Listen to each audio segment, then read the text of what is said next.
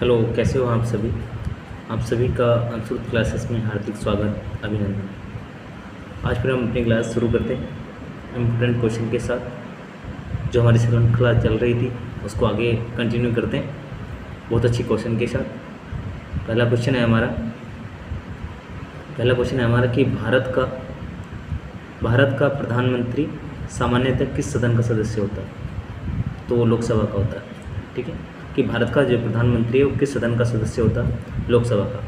राज्यसभा का सदस्य भी प्रधानमंत्री बन सकता है। ठीक है, अगर पूछे कि राज्यसभा का, तो राज्यसभा का भी सदस्य प्रधानमंत्री बन सकता है। राज्यसभा का सभापति कौन होता है? राज्यसभा का सभापति कौन होता है? तो होता है हमारा, कौन होता है? उपराष्ट्रपति। अगला क्वेश्चन देखते हैं कि संसदीय शासन व्यवस्था में वास्तविक कार्यपालिका शक्ति किसके अधीन होती है? जो संसदीय शासन व्यवस्था है उसमें वास्तविक कार्यपालिका शक्ति जो है वो किसके पास होती है? तो होती है प्रधानमंत्री। किसके पास होती है? प्रधानमंत्री। अगला क्वेश्चन देखते हैं हम। अगला क्वेश्चन है हमारा कि लोकसभा में अविश्वास प्रस्ताव प्रस्तुत करने के लिए लोकसभा सदस्यों की न्यूनतम संख्या कितनी होनी चाहिए?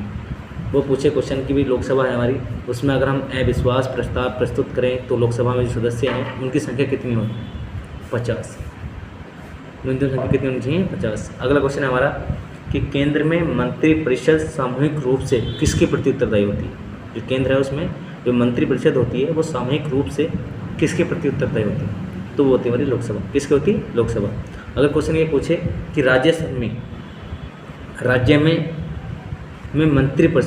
राज्य में मंत्रिपरिषद सामूहिक रूप से किसके प्रति उत्तरदायी होगी? तो वो होगी हमारी राज्य विधानसभा की। किसके होगी? राज्य विधानसभा की। ये क्वेश्चन याद रखना। ठीक है, अगला क्वेश्चन है हमारा कि मंत्रिमंडल में कुल मंत्रियों की संख्या प्रधानमंत्री सहित लोकसभा के सदस्यों की कुल संख्या के 15% से अधिक नहीं होगी। वो क्या कह रहा है क्वेश्चन ये कह रहा हमारा कि मंत्रिमंडल में कुल मंत्रियों की संख्या प्रधानमंत्री सहित लोकसभा के सदस्यों की कुल संख्या के 15% से अधिक नहीं होगी। यह प्रावधान किस संविधान संशोधन के द्वारा किया गया? ये प्रावधान जो किया गया है वो किस संविधान संशोधन के द्वारा किया गया? तो ये क्या गया हमारा 91वां संविधान संशोधन 2003 के द्वारा। किसके? 91वां संविधान संशोधन 2003 के द्वारा। ठीक है, अगला क्वेश्चन हम देखते हैं। अगला क्वेश्चन है हमारा कि हुंड्रो जलप्रपात किस नदी पर स्थित है? हुंड्रो जलप्रपात किस नदी पर स्थित है? तो वो है हमारा स्वर्णरेखा नदी। किस पर? स्वर्णरेखा।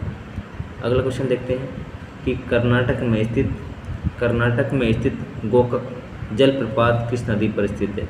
जो हमारा गोकक जलप्रपात है कहाँ पर है? कर्नाटक में। पूछे किस नदी पर स्थित है? तो वो है हमारा घाटप्रभा। किस पर? घाटप्रभा नदी पर।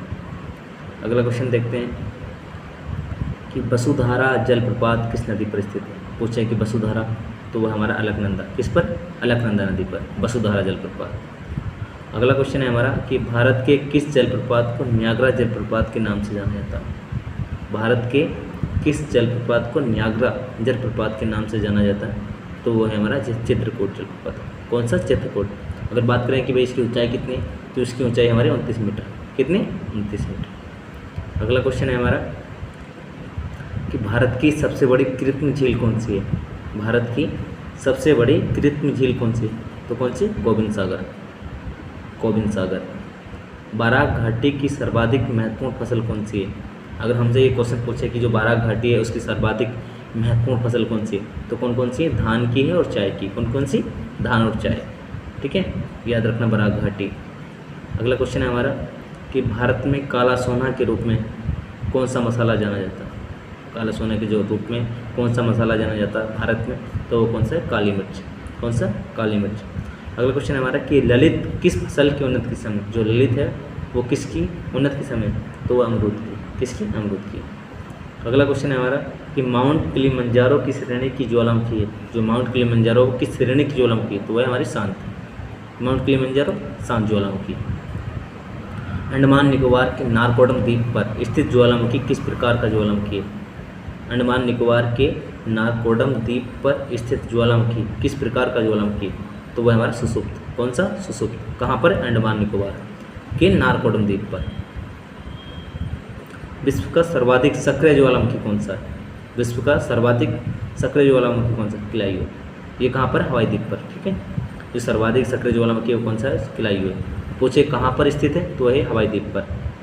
अगला क्वेश्चन है हमारा कि नाभिकीय रिएक्टर में भारी जल का प्रयोग क्यों किया जाता है? नाभिकीय रिएक्टर में भारी जल का प्रयोग क्यों किया जाता है? न्यूट्रॉन की गति को कम करने के लिए। क्यों किया जाता है? न्यूट्रॉन की गति को कम करने के लिए। अगला क्वेश्चन है हमारा कि मानव अस्थियों में सर्वाधिक मात्रा में, जो मानव की अस्थियाँ होती हैं उसमें जो सर्वाधिक मात्रा में कौन सा लवण पाया जाता है? तो पाया जाता है हमारा कैल्शियम फॉस्फेट। कौन सा? कैल्शियम फॉस्फेट, मानव अस्थियों में।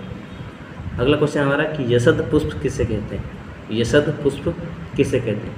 वो कहते हैं जिंक ऑक्साइड को। किसको कहते हैं? जिंक ऑक्साइड, यशद पुष्प। अगला क्वेश्चन है हमारा कि लेग हीमोग्लोबिन किस में पाई जाती है? लेग हीमोग्लोबिन किस में पाई जाती है? तो ये पाई जाती है हमारी लेग्यूम मूल ग्रंथियों में। किस में? लेग्यूम मूल ग्रंथियों में। अगला क्वेश्चन है, देखते हैं कि कॉकरोच और सिल्वर फिश में, कॉकरोच और सिल्वर फिश में किस प्रकार का परिसंचरण तंत्र पाया जाता है? तो कॉकरोच और सिल्वर फिश में खुला परिसंचरण। कैसा? खुला परिसंचरण तंत्र। ठीक है, आज के लिए इतना ही। Thank you so much.